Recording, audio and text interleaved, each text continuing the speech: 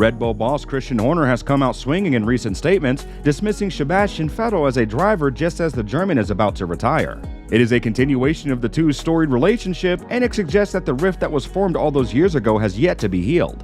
Without further ado, let's look at Horner's statements, how others have reacted, and Horner's relationship with Max Verstappen.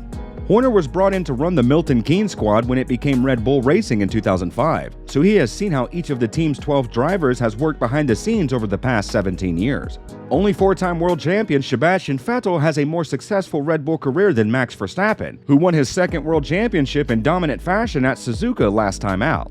Despite the fact that 5 other drivers have won races for the team, Horner emphasized the current champion's talent above the rest.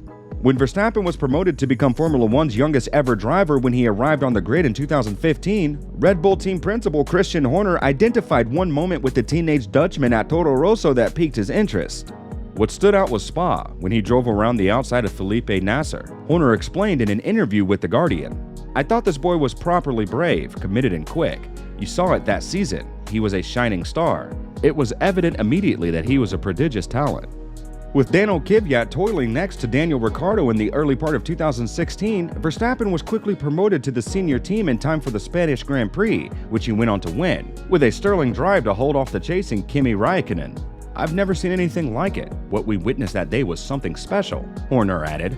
With 12 victories in 18 races so far in 2022, victory in Austin would tie Verstappen for the most wins in a season by any driver. But Horner says he never rests on his laurels, and that determination drives him even further forward.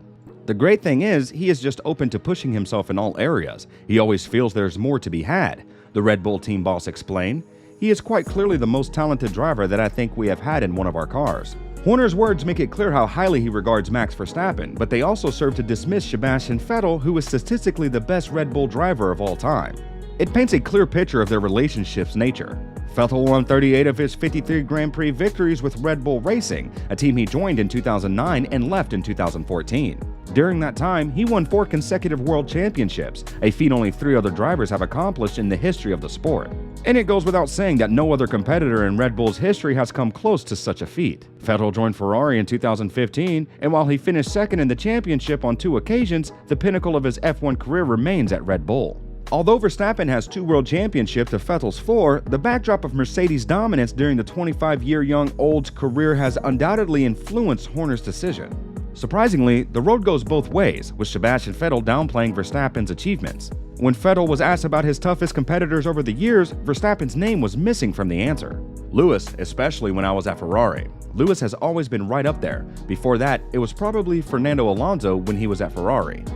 7-time world champion Hamilton was Vettel's key rival as he targeted a 5th world title in his 5-year stint with Ferrari. Alonso, meanwhile, has almost been an ever-present since the German took to the grid for the first time in the 2007 campaign. The Spaniard is now set to replace Vettel in the Aston Martin for the 2023 season, but according to his former rival, the veteran will not need any tips to succeed. "Fernando doesn't need any advice," Vettel said. "I'm not sure he's taking any advice, but he doesn't need it anyway. He's been around for so long and seen so much, he'll be fine." Vettel has had to adjust to being in midfield in a far less competitive car in his last 2 seasons in F1, but the German insists his experience at Aston Martin has still been worthwhile, despite not being able to compete for race wins. "I don't think it was a useless 2 years, even though the results and points we scored weren't that useful or what we hoped for. We loved working with the team, getting to know different people and different approaches. These 2 years have been very challenging because I wasn't familiar with running at the back of the field. It has been a new experience, tough at times, and I realized a lot."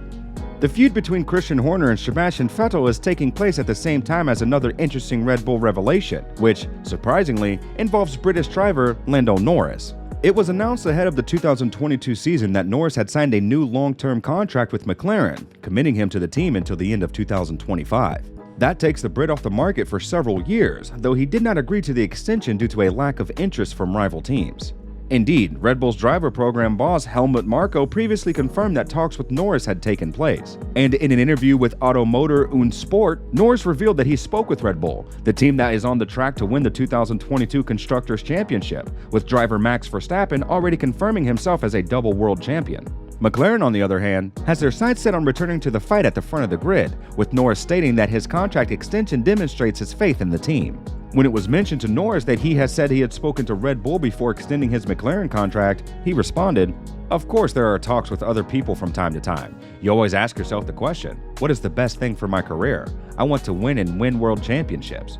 There have been talks with Red Bull. They are a team that has been on the top 3 for years, but that just shows even more how much confidence I have in McLaren. Although there were talks, I felt McLaren was better for me to achieve my goals.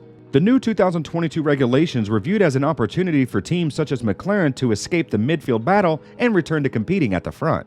In 2021, they battled Ferrari for the best of the rest P3 spot in the Constructors. While the Scuderia produced a 2022 challenger with the performance to win races, McLaren remained at the front of the midfield, looking to overcome a 13-point deficit to Alpine in the battle for P4.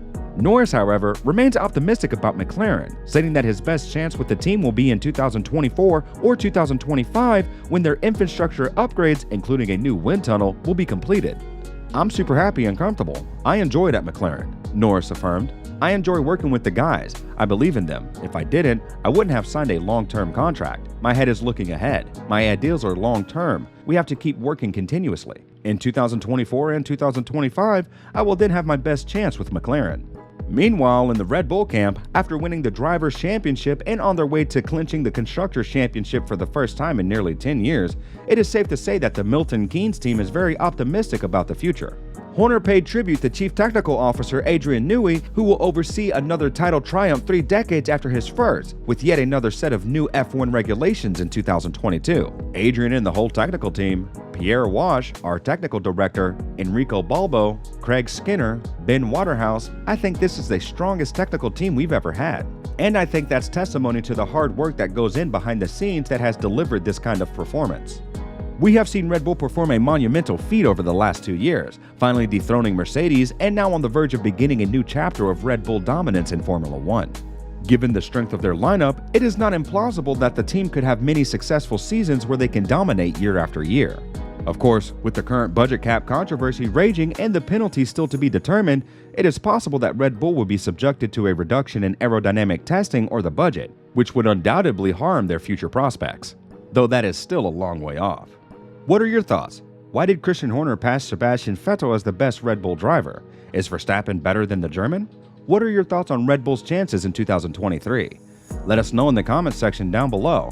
And if you enjoyed the video, consider liking and subscribing. It helps us out a lot.